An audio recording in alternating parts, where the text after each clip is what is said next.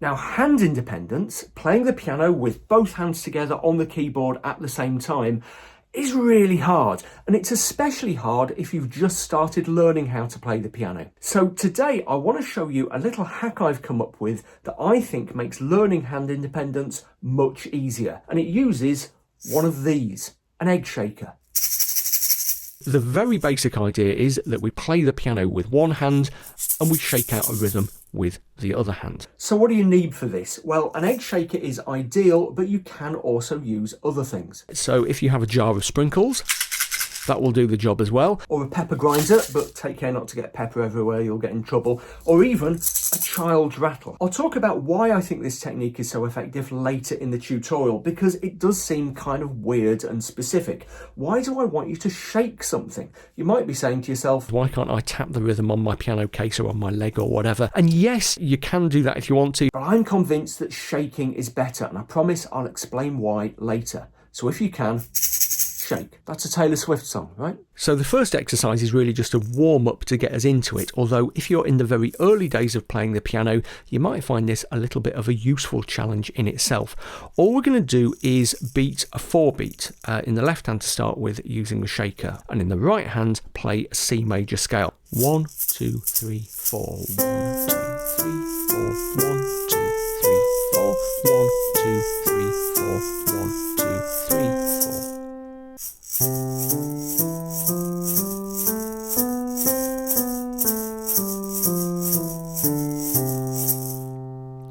If you are a more confident and experienced player, you might be saying to yourself, oh, this is easy, I can do that, no problem at all. Just try it, it's okay, because some of the stuff we're doing is easy enough for beginners to get into, but also sufficiently challenging that more experienced players can still find it a bit tricky. And this is one of the real beauties of this exercise. This is why it gives you that kind of sweet spot way into hand independence, which, like I said, we'll talk about again in a few minutes. Okay, so let's try something a bit more complicated. We had just a little bit though, because we want to go kind of baby steps. We had each note of the scale on 1 beat of the bar, 1 beat of the 4-beat measure there. Let's just double things up so we've got 2 beats for each note. 1, 2, 3, 4, 1, 2, 3, 4. So the scale's going a bit slower. But what we're going to do in the left hand here with the shaker is play a shake on the off beat. So on the 2nd and 4th beat of each bar. Okay, like this. 1, 2, 3, 4, 1, 2, 3, 4, 1, 2, 3, 4, 1, 2, 3, 4. Yeah, you get the idea there. Let's do it without counting on the way down.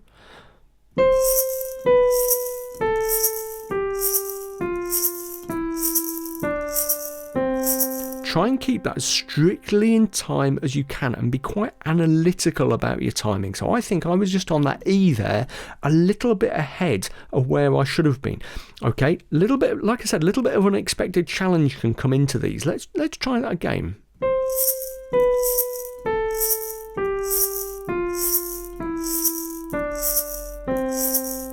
And then do it with the other hand. Okay, a little bit more difficulty still. Let's go back to playing the scale with 1 beat of the bar. 1, 2, 3, 4, 1, 2, 3, 4. But what we're going to do now with the shaker is try to stress the first beat of each bar, of each measure, of each group of 4. 1, 2, 3, 4. 1, 2, 3, 4.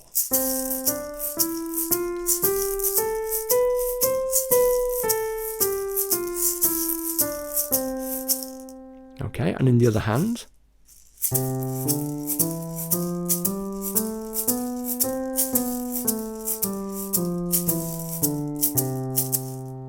The challenge is to put the stress on the first beat of the bar with the shaker, but not to thump down on the corresponding note in the right. So I don't want to hear this.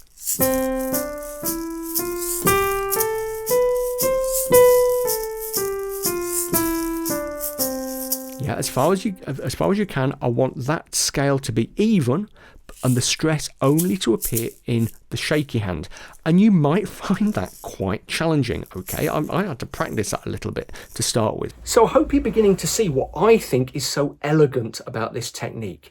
It's easy enough that beginners can get into it, but it has a very adjustable, very controllable level of challenge, so anyone can use it to practice their hand independence at whatever level.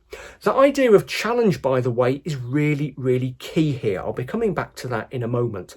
Just before I do, though, let's talk about eggs and shakers in general. Now, these things are really easy to get hold of. They usually cost £1 or €1 or $1 or whatever in your local music store, or of course you can buy them online. If you happen to be in the States, by the way, do check out the link that I've put in the description text down below, because I've recently partnered with Sweetwater.com, the USA's #1 online provider of musical instruments and equipment. And if you click that Sweetwater link down in the description, it will take you to a page of eggs, and you can maybe buy one if you want. And if you do buy one, then I will get a little bit of commission. In fact, anything you buy from the Sweetwater website as a result of clicking my affiliate link down below, I'll get a bit of commission for, and you'll be helping to support the channel, which obviously I really appreciate. But why are shakers better? Why is it better to shake than to tap? Well, if you think about it, if you do these exercises just by tapping, that's pretty low effort. You don't have to move your hand very much. You don't have to think about it too hard, because tapping is very precise. Whereas if you're shaking, you're moving your hand a bit more, just like you would be doing if you were really playing with both hands.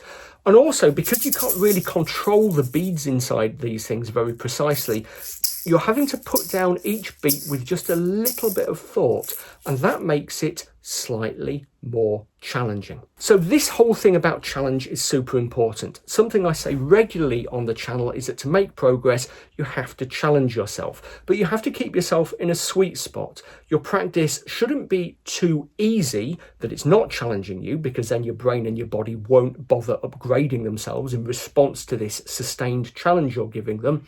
But equally, if it's too difficult, you won't make any progress either. It's a bit like going to the gym. If you go to the gym and just lift a really light weight all the time that you can easily manage, you won't make any progress. But equally, if you try and lift 500 kilograms or something, you just won't be able to get it off the floor. So again, no progress.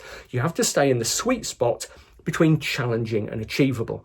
Now, the problem with playing piano with two hands together is that sometimes it can be so challenging, especially in the early days, that it can be insurmountable, or at least seem insurmountable. It can be too far over towards the too difficult side of things, the too challenging side of things. What this exercise does is slightly reduce the challenge, but in a very manageable way. You're still doing something with each hand, but in the hand that you're using, the shaker, you have taken out some of the elements of complexity. So in the hand you're playing the piano with, you're having to do rhythm, you're having to get on the right note, you're having to play with expression, all of that stuff.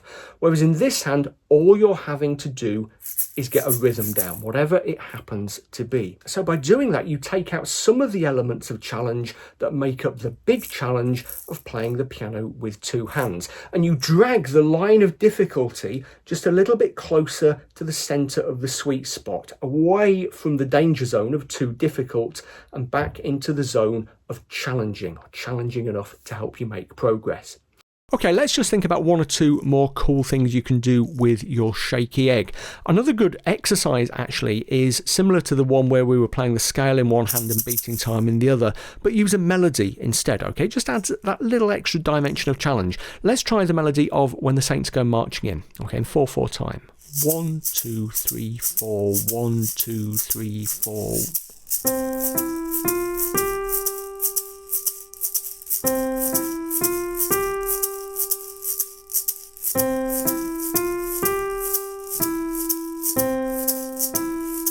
So that's the first half of the melody. Let's swap hands for the second part of the melody, where it gets a little bit more challenging. That bit you should find fairly straightforward. Let's just try swapping over here.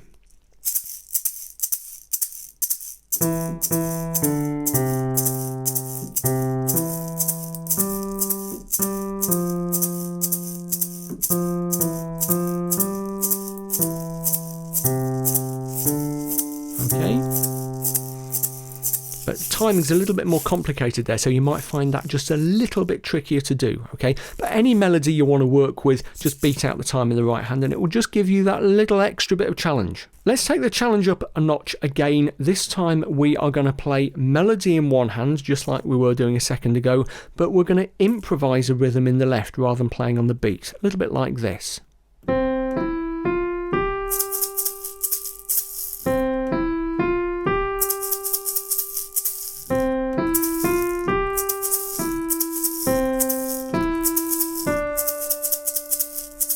Yeah, do you see what I was doing there? You can make this easier or more difficult for yourself, yeah? To make it easy, just fill in the spaces in the melody. Bum, bum, bum, bum, da, da, da, da, da, da. So your hands are kind of alternating. But to make it more challenging, do some of the stuff that I was doing where you're adding in little bits of rhythm while the melody is going on, okay?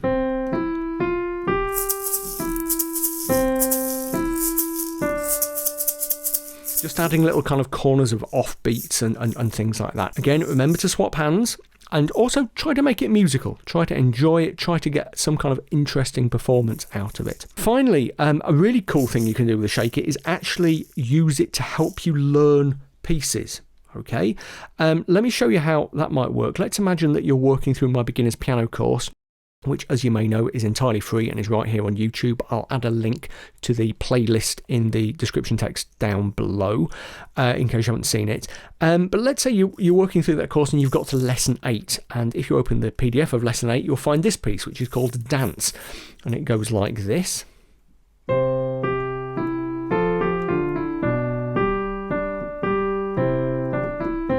So the two hands are doing quite different things. Those were just the first 4 bars.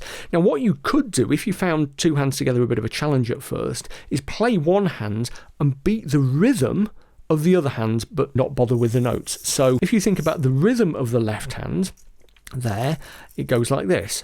1, 2, 3, 1, 2, 3, 1, 2, 3, 1, 2. Yeah, let's try doing that with the melody in the right.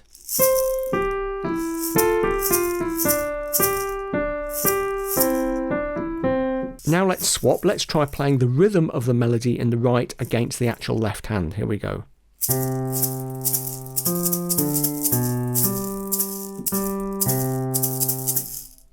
Yeah? And again, what you're doing is just making things a little bit easier for yourself, dragging yourself into the middle of that sweet spot between too challenging and too achievable. Because rather than having to think about the right notes and the right timings in both hands, you're only having to think about both of those things and hand position and fingering and stuff in one hand. But in the other hand, you're just focusing on the rhythm. Yeah, so it's not as easy as just playing one hand at a time. There's still an extra element of challenge, but it's giving you that slightly simpler way in. So if you're getting into these shaky exercises, I think it's going to be really worth your while to check out my Patreon over at patreon.com/Bill Hilton, because at the moment I'm releasing an ongoing series for my Patreon supporters called Exercises, Inventions and Ideas, which is full of little techniques like this for improving your piano playing, whatever kind of level you're at, but especially if you're kind of beginner to intermediate. And in the latest installment of Exercises, Inventions and Ideas, I've released a whole set of egg shaky exercises, all wrapped up into a single invention, as I call it, a piano piece. It's all scored out in the document, in the accompanying PDF for that installment. But don't worry if you don't read music particularly well, because there's also a walkthrough video so you can check you're doing everything right. If you sign up to support me on Patreon, it doesn't have to cost very much, by the way, but you also get loads of other great benefits. So you get complimentary access to my piano packs, for example. You get priority support from me personally, and you also get to join in what is a really kind of friendly, fun, enjoyable community. My Patreon is completely unlike the rest of the internet. Everyone's really friendly, it's really supportive, so please do check it out today over at patreon.com/Bill Hilton. Okay, I hope that tutorial was useful. Happy shaking, and I'll see you next time.